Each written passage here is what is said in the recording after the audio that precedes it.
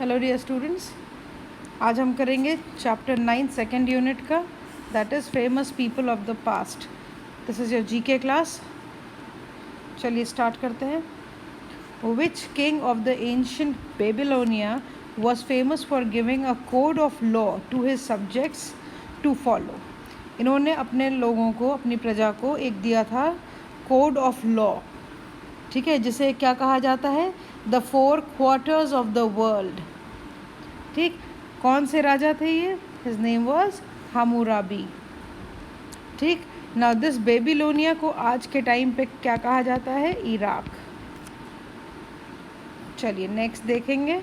Which Greek philosopher was the teacher of Plato. ये सब बहुत पुराने फिलोसोफर्स हैं, जिसमें प्लेटो खुद एक बहुत ज़्यादा फेमस फिलोसोफर हैं। इनके भी टीचर का नाम क्या था? That was Socrates. आपने इन सब के बारे में पढ़ा होगा। सोक्रेटिस को फादर ऑफ वेस्टर्न फिलोसफी भी कहा जाता है। Next is which Chinese philosopher and social reformer led the foundation system of ethics. कौन से चाइनीज़ फिलोसोफर थे जिन्होंने हमें क्या दिया है? System of ethics. इनका नाम है कन्फ्यूशियस। और आपने पढ़ा होगा इनके बारे में, जो अक्सर हम लोग देखते हैं, जिस पे पूरा टीचिंग सिस्टम हमारा बेस है। I hear and I forget,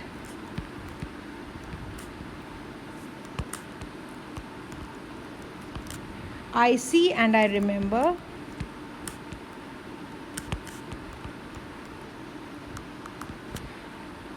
I do and I understand.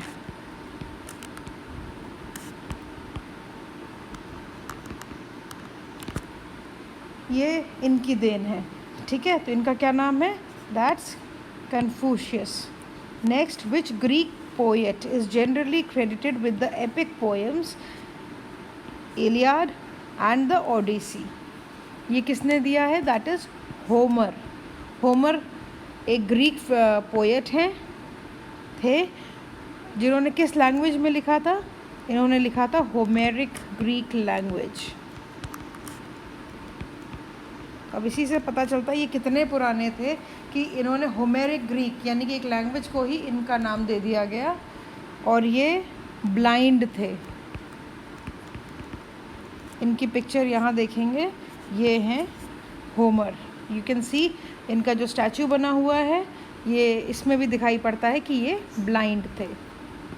Next is which Greek astronomer and geographers theory of the earth-centric universe was disapproved by Copernicus। इनकी थ्योरी को किसने डिसअप्रूव किया था? Copernicus ने किसकी theory को disapprove किया था? टॉलेमी। अर्थ सेंट्रिक, इनका कहना था कि अर्थ सेंट्रिक यूनिवर्स है, अर्थ स्टेशनरी है और बाकी सब इसके चक्कर लगाते हैं। लेकिन बाद में कोपरनिकस ने इस चीज़ को डिसअप्रूव किया था और बताया था सन स्टेशनरी है and earth is the planet. Now a Roman dictator who is considered as one of the world's greatest conquerors, the month of July is named after him. Who is he?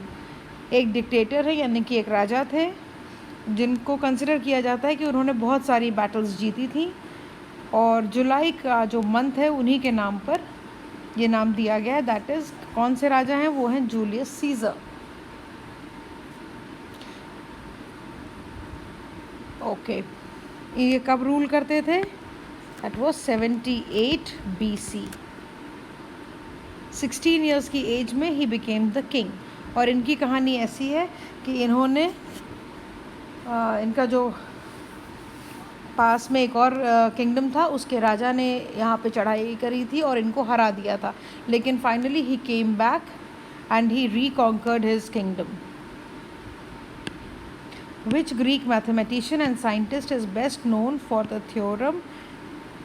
Theorem and is referred to as father of numbers.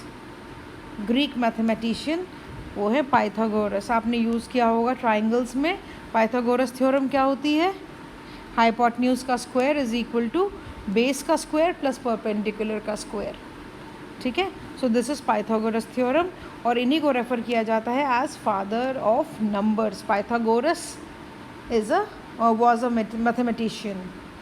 Which Roman emperor, founded the capital of the Eastern Roman Empire and was first Christian Roman emperor. That was Constantine. Christian Roman emperor. Which Greek scientist and mathematician discovered the principle of fluid displacement? कौन थे? ये थे Archimedes. इन्होंने कौन सा दिया था हमको प्रिंसिपल कि जैसे मान लीजिए दिस इज़ अ कंटेनर और इसमें यहाँ तक पानी ऑलरेडी है. अगर आप इसमें एक स्टोन या कुछ ऐसा जिसका एक इरेगुलर शेप है इसमें ड्रॉप करेंगे तो जितना इसका वॉल्यूम होगा उतना ही पानी का लेवल ऊपर बढ़ जाएगा. तो जिससे कि हमें इस स्टोन का या इस बॉडी का वॉल्यूम पता चल जाता है. सो ये हो गया फ्लूइड डिस्प्लेसमेंट. किसने दिया था? आर्किमिडीज ने. Which classical Roman poet is best known for the Aeneid. इसको कहते हैं Aeneid. Often regarded as Rome's national epic. कौन थे ये पोएट? वो थे वर्जिल. इन्होंने हमें क्या कोट दिया है? Fortune sides with him who dares. ठीक है. Now Hammurabi established the first Babylonian empire and was the king of the 4 quarters of the world. यानी कि 4 corners of the world. बहुत बड़ा empire था इनका. Who is known as father of nation in India? I hope आप सबको ये पता है. That's Mahatma Gandhi.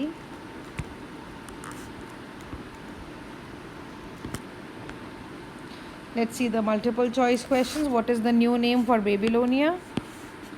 That's Iraq. Who is known as father of Western philosophy? Socrates. Name the blind Greek poet who wrote the epic poems like Iliad. That's Homer. कौन सी language में लिखा था? Homeric Greek language में. Pythagoras theorem is for triangles. Archimedes principle is related to fluid displacement. Match the following. The 4 quarters of the world. किसका है ये? The 4 quarters of the world is, oh, I have not given the option. That's Hammurabi. चलिए.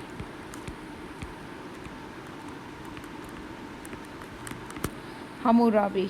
So this is number 1.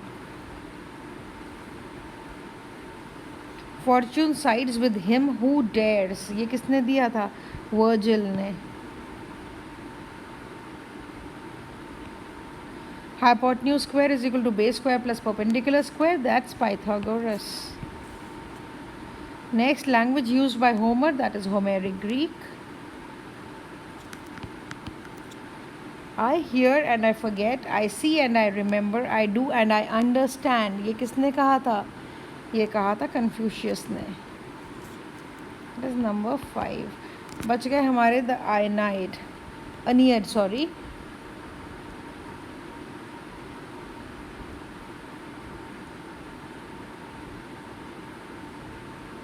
Okay, that's it for this famous people of the past.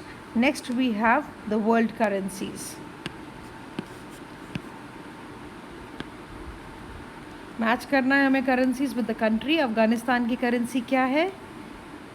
Column B में देखेंगे afghani. ठीक है. So this is number 1. Next is Peru. Peru की currency क्या होगी? Nuevo sol. Next is Colombia. Colombia की currency है peso. Next is Brazil. Brazil की करेंसी है real. Next we have Bhutan. Bhutan की करेंसी होगी नगल्ट्रम. Next Japan. जापान की करेंसी है yen. South Korea. South Korea की करेंसी है won. Next is United States of America. We all know that this is dollar. Bangladesh, Taka. Republic of South Africa. Republic of South Africa, number 10, that is Rand.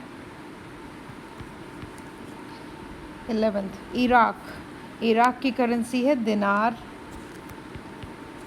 Next we have Turkey. Turkey lira, 12. 13 is United Kingdom, pound. 14 China. China की currency क्या होगी? Renminbi. बड़ा अजीब सा नाम है. This is number 14. Cambodia.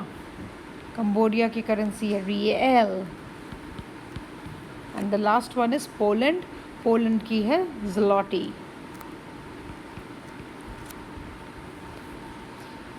National currency of Iceland is corona.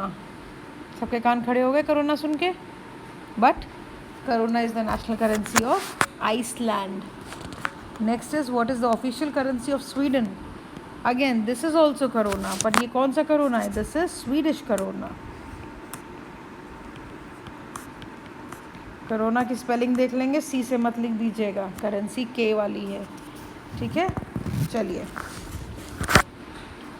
Let's do some questions. Pound sterling is the world's oldest currency still in use. ये अभी भी यूज़ हो रही है. कौन सी करेंसी है? This is pound sterling. The symbol, ये रुपी का सिंबल कौन से ईयर में अडॉप्ट किया गया था? 2010 में. Number of languages that appear on a rupee note is 15+2. ये +2 क्यों लिखा गया है? +2 लिखा गया है हिंदी और इंग्लिश के लिए. इसके अलावा देयर आर 15 रीजनल लैंग्वेजेस जिसमें कि जो कि लिखी, जिसमें कि करेंसी के बारे का डिनोमिनेशन लिखा गया है on the currency note. Indian currency was invented by Sher Shah Suri. 2000 is the highest denomination currency note currently used.